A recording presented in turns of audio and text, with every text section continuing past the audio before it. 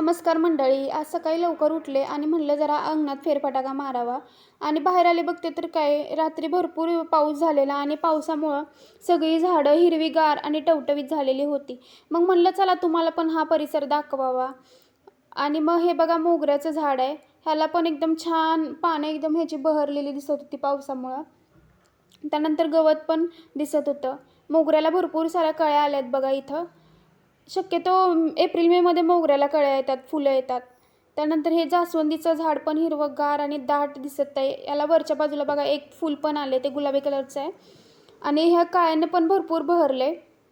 ह्याला छोट्या छोट्या मोठ्या मोठ्या पण कळ्या आल्या आहेत, काय मोठ्या कळ्या झालेल्या आहेत आणि वरच्या बाजूला तर फुलं पण आलेले आहेत. आणि हे मोगऱ्याच्या झाडावर ना एक हिरवागार वेल आला आहे आणि त्याला पांढरीशुभ्र फुलं आहेत. हा वेल कशाचा आहे मला माहिती नाही, तुम्हाला माहीत असेल तर कमेंट करून सांगा. आणि ह्याचं फळ तोंडल्यासारखं आहे. त्यानंतर हे छोटंसं गुलाबाचं झाड आणि त्याला केवढं मोठं फूल आलं आहे बघा. मस्त गुलाबी गुलाबी फूल आलं आहे. आणि हा जो दाखवते ना हा गुलाब आहे ना 12 महिने ह्या गुलाबाला फुलं येतात आणि पावसाळ्यात तर एवढा भारी ना कळ्यांनी बहरतो. आणि ह्याला गर्द गुलाबाची म्हणजे गुलाबी कलरची गर्द गुलाब येतो ह्याला आणि एकदम सुंदर गुलाबी लय मस्त दिसतं. त्यानंतर बघूया तुम्हाला अजून मी हे शोचं झाड दाखवते. हे झाड आहे ना ह्याला लाल फुलं येतात. याला पण बघा पावसामुळे एकदम छान फुलं आलेले आहेत.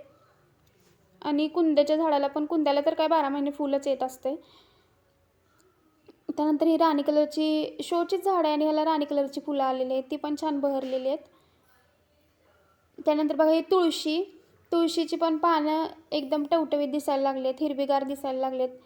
आसपासचा परिसर तुम्हाला दाखवून झाला.